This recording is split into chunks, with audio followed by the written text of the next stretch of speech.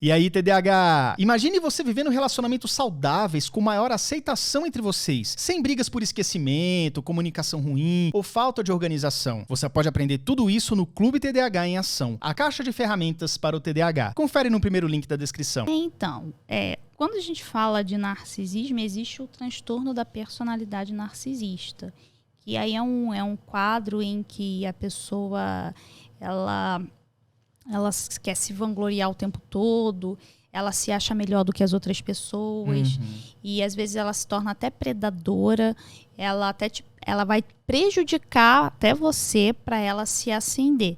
Agora, existem pessoas que não necessariamente atendem todos os critérios para ser um narcisista, mas ela está ali no espectro. Então, como a gente pode atender? Eu já recebi pacientes assim. Então, você percebe. O narcisista percebe-se assim. Foi a Fernanda Landeiro, né? Ele me lembrou aqui. Ela falou sobre isso. O narcisista se percebe narcisista? Olha, muitas das vezes ele nem consegue enxergar isso. Né? Nem consegue enxergar. Para ele tá tudo bem. Para ele tá tudo bem. Às vezes o que acontece com uma pessoa que às vezes é narcisista? Existe dois tipos, né, de narcisismo. Ou aquela pessoa que sempre foi muito reforçada na infância, às vezes fazia coisas sem ter mérito, os pais reforçavam e ela foi se achando especial mesmo. Ou talvez tiveram aquelas crianças que foram muito humilhadas, foram crianças que não tiveram não se destacaram, foram subestimadas, e aí elas entram num comportamento de compensação, vão hipercompensar.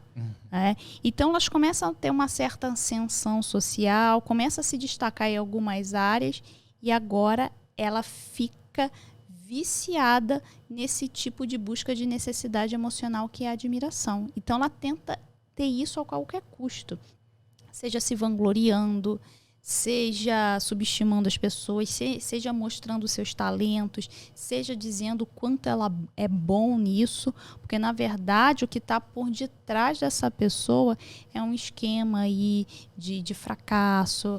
Na verdade ela tem uma visão muito empobrecida de si, ela entra nesses comportamentos hipercompensatórios para atender essa necessidade emocional de admiração. Então possa ser que tem pessoas que estejam num espectro bem patológico, que reúne todos os critérios diagnósticos lá do DSM e tem um transtorno. Sim, tem que olhar. Mas existem pessoas que estão no espectro. Então vamos supor que eu seja uma pessoa que, vamos lá, eu fui humilhada e... Não foi valorizada. Não fui valorizada durante a minha história de vida. E aí eu me tornei uma profissional, me tornei uma psicóloga. E aí, como eu não me sentia admirada, eu quero suprir essa necessidade de admiração. Então, o que eu faço? Começo a falar difícil.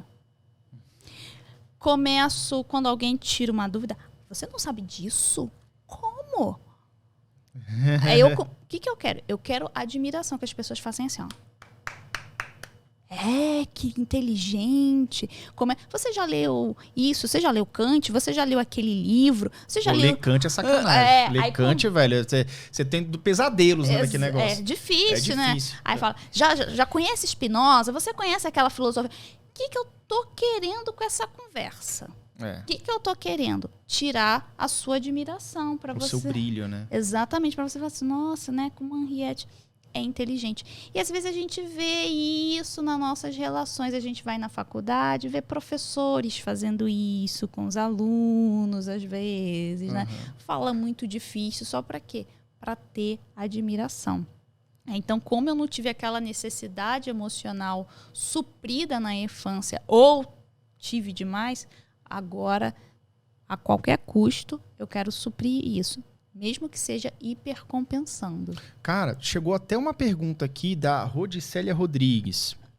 Como saber a diferença entre você ser bom, sabendo reconhecer suas qualidades e ser narcisista? Talvez seja uma linha, né, tênue. E aí ela completa.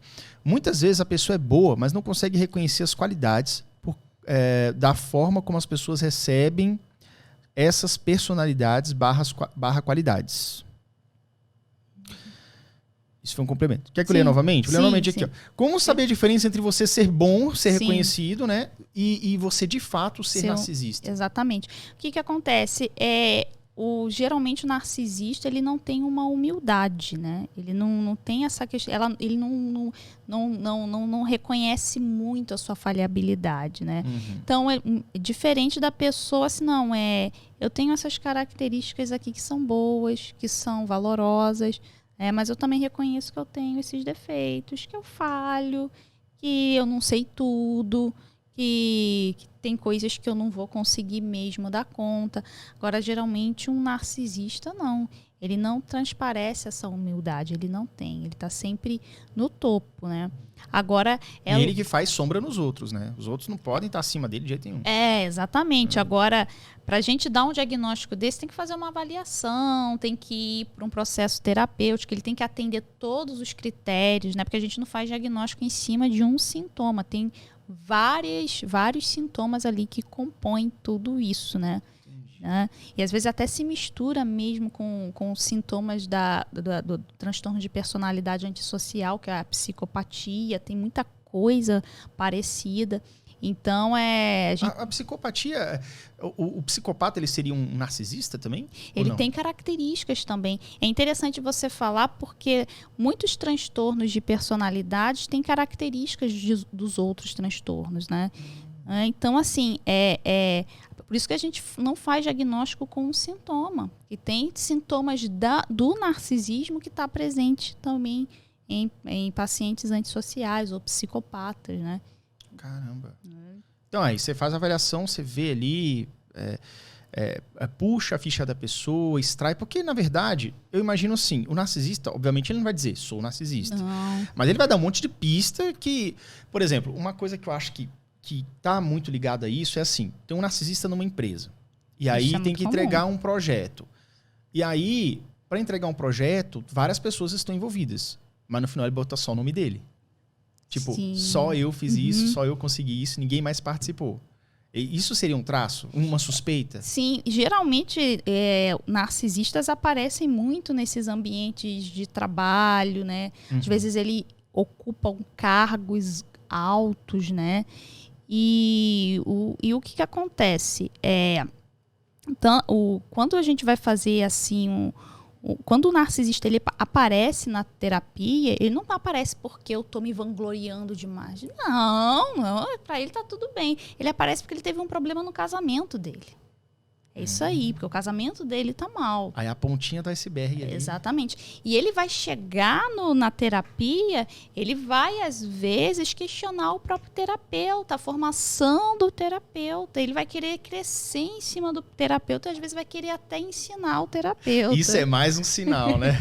E aí você já começa a perceber, ele tá num espectro, né? Agora... Você acha que rolou aquele negócio da...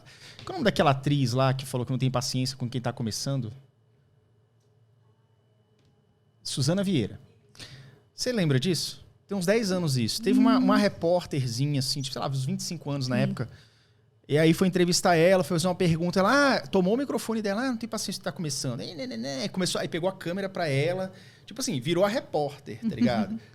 E foi meio que grosseiro, o pessoal meio que criticou ela na época e tudo. Isso seria um sintoma de narcisismo ou ela só foi mal educada mesmo? Que eu acho que ali como eu falei pra você, não dá pra fazer um diagnóstico em cima do sintoma. Pode ser que ela tenha agido sob um efeito de alguma emoção na hora, da falta da paciência, ou respondeu às vezes a raiva, né? Então acho que não necessariamente que tenha ali, mas tenha talvez ali uma vaidade, né? Mas não sei se... Um eguinho grande demais. Exatamente. Mas não que ela reuniria, porque o narcisista, ele